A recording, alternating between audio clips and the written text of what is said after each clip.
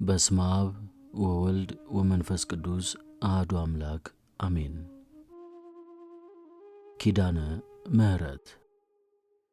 ኪዳን የሚለው ቃል ተካየደ፣ ተዋዋለ፣ ቃል ኪዳን ተጋባ፣ ተማማለ ከሚለው የግዕዝ ግስ የተገኘ ሲሆን ትርጉሙም ኪዳን፣ ውል፣ መሐላ፣ ቃል ኪዳን፣ የውል ቃል ማለት ነው።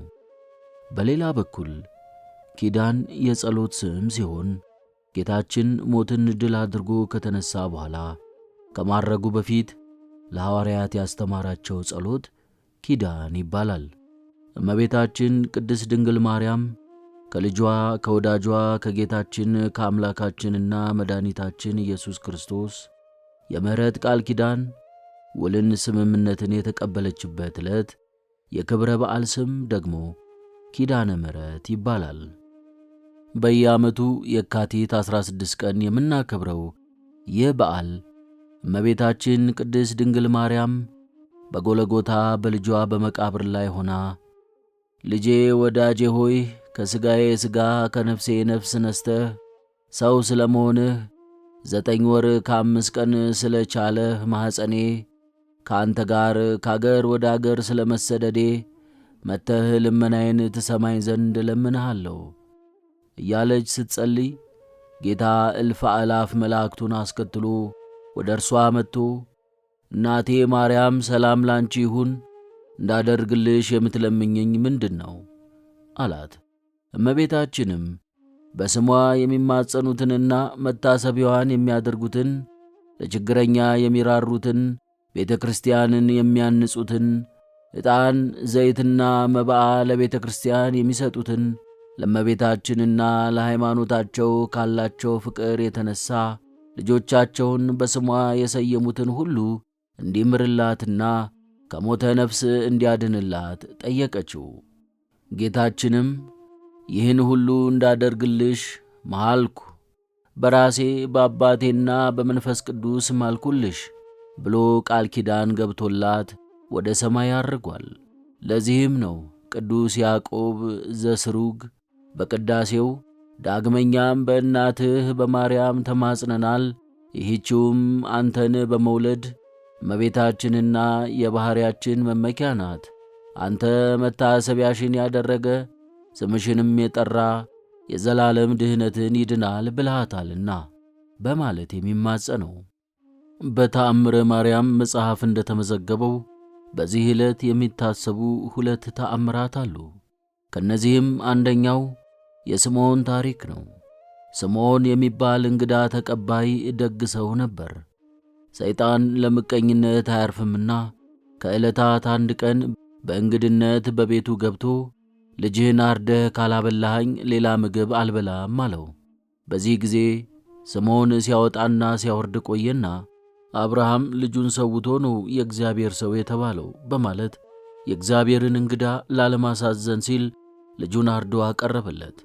እንግዳ መሰሉ ሰይጣንም ሥጋውን ቅመስልኝ ብሎ ግድ አለው። ስምዖንም በላዔ ሰብ አርዶ ያዘጋጀውን የልጁን ሥጋ በቀመሰ ጊዜ ሰይጣን ስላደረበት ስለተዋህደው ከዚያች ሰዓት ጀምሮ ቤተሰቦቹን ጎረቤቶችንና መንገደኛውን ሁሉ ይበላ ጀመር። በአጠቃላይ 78 ሰዎችን ከበላ በኋላ አንድ በቁስል የተመታ ሰው አገኘና ሊበላው ሲል ውሃ ጠጣኝ ብሎ በሥላሴ በቅዱስ ሚካኤል በቅዱስ ገብርኤል ስም ለመነው። እርሱም ዝም አለው።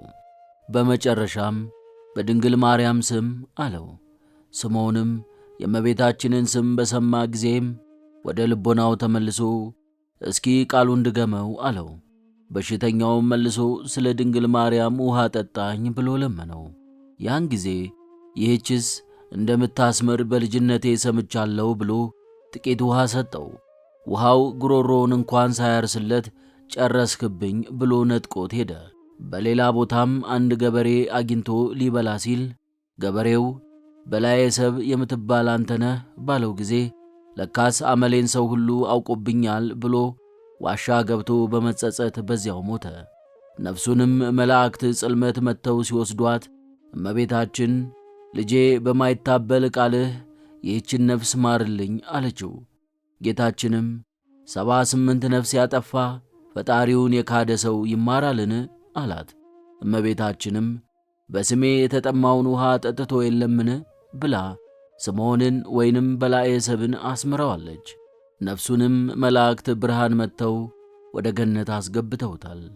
ሁለተኛው ተአምር ደግሞ ከብሮ ከኖረ በኋላ ለድህነት በተጋለጠ አንድ ምዕመን ላይ የተደረገው ነው። ከክርስቲያን ወገን የሆነ ሀብት አግኝቶ ያጣ አንድ ሰው ነበር። ከዕለታት አንድ ቀን ከብሬ በኖርኩበት አገር ተዋርጃ አልኖርም ብሎ ጓዙን ጠቅሎ ከአገሩ ወጥቶ ሲሄድ ሰይጣን ያዘነ ሰው መስሎ ደንጊያውን በምትሃት ወርቅ አስመስሎ ሥላሴን፣ ጻድቃንን፣ ሰማዕታትን፣ መላእክትን ካደልኝና ይህንን ወርቅ እሰጥሃለሁ አለው። ሁሉንም ካደለትና ወርቁን ተቀብሎ ዞር ሲል ምዕመናን የሚመኩባት ድንግል ማርያም የአምላክ እናት አይደለችም ብለህ ካድልኝ አለው። ሰውየውም እርሷንስ አልክድም ስላለው በድንጋይ ቀጥቅጦ ገደለው። መላእክተ ጽልመት የሟቹን ነፍስ ሊወስዱ ሲሉ መላእክተ ብርሃንም አብረው ቀረቡ። እመቤታችንም ጌታችንን ልጄ ይህችን ነፍስ ማርልኝ አለችው። እርሱም እናቴ ውሻ ይማራልን አላት። እመቤታችንም ስምሽን የጠራውን መታሰቢያሽን ያደረገውን ምርልሻለሁ ያልኸው ቃል ይታበላልን አለችው። በዚህ ጊዜ ምሬልሻለሁ አላት። እግዚአብሔር አምላካችን ከመረጥኳቸው ጋር ቃል ኪዳን አደረግኩ ባለው መሠረት ከቅዱሳን ጋር ያደረጋቸው ቃል ኪዳኖች ብዙዎች ናቸው። ከእነዚህም መካከል ከላይ በተአምራቱ እንደተመለከትነው አንዱ ለእመቤታችን የሰጠው የአማላጅነት ኪዳን ነው። ማማለድ ማለት ስለ ሌላው መጸለይ፣ መለመን፣ የደረሰውን ችግር እንዲወገድ ማድረግ፣ ማስማር፣ ይቅርታ ማሰጠት ማለት ነው። በዚህም መሠረት ከእግዚአብሔር በታች ከቅዱሳኑ ሁሉ በላይ ከፍ ከፍ ያለችና የከበረች እመቤታችን ቅድስት ድንግል ማርያም ከእግዚአብሔር በተሰጣት የማማለድ ሥልጣን ሰዓሊ ለነ ቅድስት ሆይ ለምኝልን እያሉ ለሚለምኗት ሁሉ ከእግዚአብሔር እያማለደችና እየለመነች ምሕረትን እንደምታሰጥ ቀናውንና የተመሰገነውን ሃይማኖት የምንከተል ምዕመናን ሁሉ እናምናለን። ምክንያቱም ቅድስት ድንግል ማርያም የእግዚአብሔር እናትና አገልጋይ እንደመሆኗ ከሁሉም ቅዱሳን በበለጠ ለእግዚአብሔር ቅርብ ናትና። በእግዚአብሔር ዘንድም ሆነ በሰው ዘንድ ባለሟልነትን ማግኘት ወይንም ቅርብ መሆን ደግሞ አንድን ጉዳይ በቀላሉ ለማስፈጸም ይጠቅማል። ለምሳሌ መልአኩ ቅዱስ ገብርኤል በእግዚአብሔር ፊት የሚቆም ባለሟል በመሆኑ የድኅነትን ምስጢር አብሳሪ ሆኗል። የሉቃስ ወንጌል ምዕራፍ 1 ቁጥር 19 እስከ 26። አስቴር የንጉሡ አርጤክስን ሚስት በመሆኗ በወገኖቿ አይሁድ የታወጀውን የሞት አዋጅ አስለውጣለች። መጽሐፍ አስቴር ምዕራፍ 3 ቁጥር 10። ነቢዩ ሙሴ በእግዚአብሔር ፊት ባለሟል በመሆኑ ይህንን ኀጢአታቸውን ይቅር በላቸው፣ ያለዚያ ግን እኔን ከጻፍከው መጽሐፍ እባክህ ደምስሰኝ በማለት ለእስራኤላውያን ምሕረትን አሰጥቷል። ዘጸአት 32 ቁጥር 14። ስለዚህ የቅድስት ድንግል ማርያም አማላጅነትም እንደ ፀሐይ የበራ ሐቅ ነው። ይህንን እውነት ቅዱስ ያሬድ ሲመሰክር ለሕዝብሽ ለወገኖችሽ የኀጢአት ይቅርታን ታሰጭ ዘንድ ዘላለማዊ ሕይወትንም ለሚወርሱ ሁሉ መሸጋገሪያ ድልድይ ትሆኝ ዘንድ ከአብ ከወልድ ከመንፈስ ቅዱስ ዘንድ ሥልጣን አግኝተሻል በማለት አመስግኗታል። አንቀጸ ብርሃን አባ ጽጌ ድንግል በማኅሌተ ጽጌ ድርሰታቸው የድኅነት ኪዳን ቃል ኪዳንሽ ባይኖር ኖሮ የጥፋት እሳት መርገም ኀጢአት ባጠፋን ነበር ብለዋል። አባ ሕርያቆስም በቅዳሴው ጥፋትን ያይደለ ይቅርታን አሳስቢ፣ መዓትን ያይደለ ምሕረትን አሳስቢ፣ ለጻድቃን ያይደለ ለኀጣን አሳስቢ፣ ለንጹሐን ያይደለ ለተዳደፉት አሳስቢ ሲሉ ይማጸኗታል። ቅዳሴ ማርያም 165 እስከ 171። ስለዚህም ዘወትር በሥርዓተ ቅዳሴያችን ድኅነትን የምንለምንሽ ክብርን የተመላሽ ቅድስት ሆይ ደስ ይበልሽ፣ ሁልጊዜ ድንግል የምትሆኚ አምላክን የወለድሽ የክርስቶስ እናት ሆይ ኀጢአታችንን ያስተሰርይልን ዘንድ ወደ ልጅሽ ወደ ወዳጅሽ ወደ ላይ ጸሎታችንን አሳርጊልን።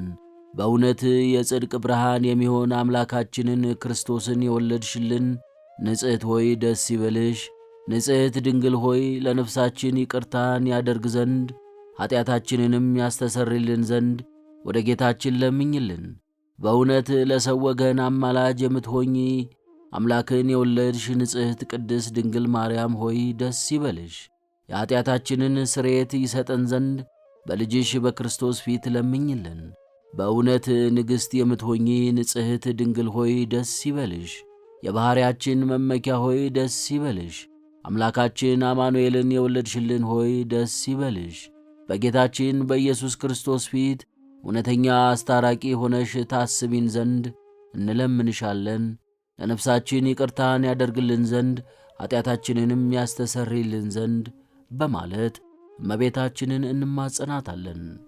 በአጠቃላይ ከመረጥኳቸው ጋር ቃል ኪዳንን አደረግኩ በማለት በነቢዩ ቅዱስ ዳዊት አድሮ ራሱ እግዚአብሔር ከመረጣቸው አበው ነቢያት፣ ጻድቃን፣ ቅዱሳንና ሰማዕታት ጋር ቃል ኪዳን እንደሚገባ ተናግሯል።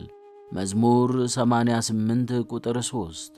ሐዋርያው ቅዱስ ጳውሎስም እንግዲህ እርሱ ራሱ ካጸደቀ እግዚአብሔር የመረጣቸውን ሰዎች የሚቃወማቸው ማን ነው? በማለት እግዚአብሔር ሰዎችን እንደሚጠራ፣ እንደሚያከብር፣ እንደሚቀድስና ቃል ኪዳን እንደሚሰጥ ነግሮናል። ሮሜ ምዕራፍ 8 ቁጥር 33። ቅዱስ ዳዊት የእግዚአብሔር ከተማ ሆይ ስለ አንቺ የተነገረው ነገር ድንቅ ነው፣ መዝሙር 86 ቁጥር 3 በማለት እንደተናገረው እግዚአብሔር አምላካችን ለእመቤታችን ለቅድስት ድንግል ማርያም የገባው ቃል ኪዳን ከቅዱሳን ቃል ኪዳን ሁሉ ልዩ ነው።